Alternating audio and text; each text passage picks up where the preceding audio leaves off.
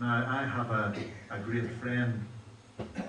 We have a great friend, our great friends, Grace and Ray Irvine. They live in Dublin. They were up the other day, and I was reminding Grace of something that she told me years ago when she was shopping in Dublin one day, walking along a street. She walked past a down and out, a man who was down and out. Walked past, and then she had a pang of conscience, and she turned round and she came back, and she took a substantial contribution from her own purse, and she handed it to him, and she said, "Now I'd like you to take this and to use this to get yourself a meal." And in a very cultured voice, he said, an educated voice, he said, "Thank you very much, ma'am," he said. "This is so generous of you, but I've already had a meal today, and I'd love you to give that to somebody who hasn't had any meal at all." That was a down and out man. And they went on chatting and talking, and at the end of the conversation, that down and out man said he had had good times in the past, but not now, obviously. And he said to Grace, he said, "Thank you, ma'am. Thank you for talking to me. Thank you for standing here with me. Thank you for allowing me to tell you a bit about myself. Thank you for being interested in me and taking time to be with me. And thank you again for the offer of the money, but please give it to somebody who hasn't had any meal today." He was so glad just to have somebody recognize him as an individual, as a human being, as a person who wasn't there just to beg and borrow and steal, but somebody who was a human being whom God had made. But he wanted something to be given to somebody who was worse off than himself. An example that the Macedonian church set, and of course they set even a better example in one sense than that, because we read of them, we heard it read this morning, that before they gave any money to the church at Jerusalem, they first of all gave themselves to the Lord. When the Lord gets our hearts, then he'll sort out our pockets and our purses and our wallets and our money. They gave themselves first to the Lord. So Paul mentions the example of others and of other churches. But then he reminds them not only of that example, he reminds them of the example which they themselves have set.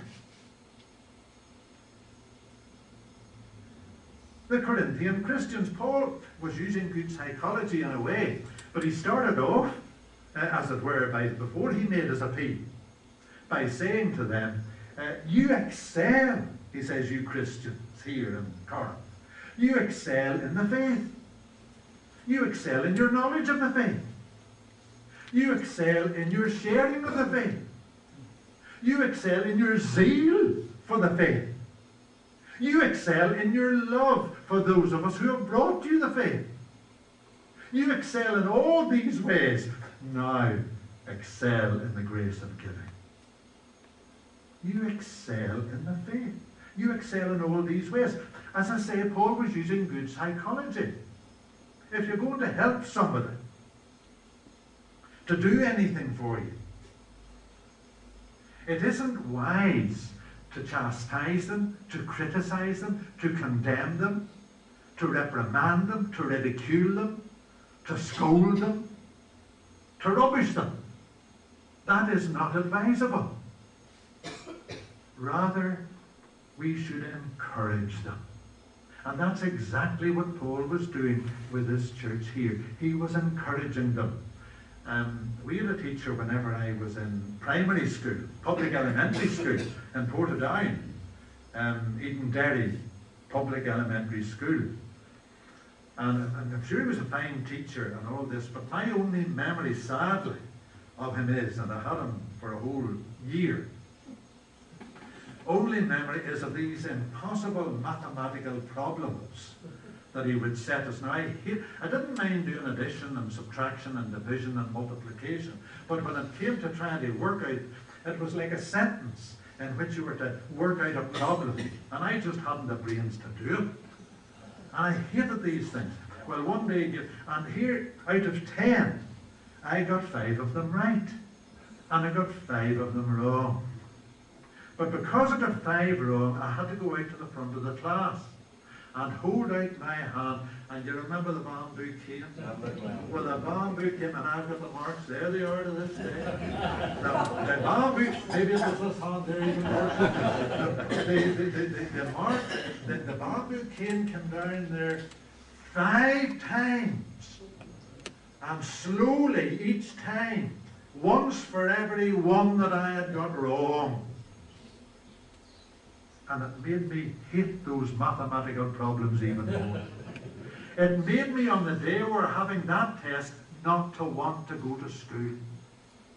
It made me hate school, hate the teacher, and hate the class, and hate mathematical problems. And you know, many a time I thought about it since then. And if only that teacher had had the wit to say, for every one, Kennedy, that you get right, you will get a Mars bar. I would have got 5 Mars bars that day instead of 5 canes. And boy, would I have worked really hard to get 10 Mars bars the next day. I would have really worked. I'd have got my mum, my dad, and anybody who knew anything about problems. And my mum used to be a teacher. And to get her to teach me how to do mathematical. I'd have wanted to go to school and wanted to do the problems, because that would have been a wee bit of encouragement. You know that the second gospel is the Gospel of Mark. And Mark was a young man. John Mark was his name. He was a young man. And a great friend of his was Barnabas. And Paul said to Barnabas once, we're going off on a missionary journey. This was the first missionary journey. We're going off on this missionary journey. And Barnabas says, could I bring this young Christian? He was a young man in age and a young Christian. Could I bring him with me? And Paul says, certainly. But then partway through the missionary journey, John Mark got homesick. And he abandoned ship. And he went back home.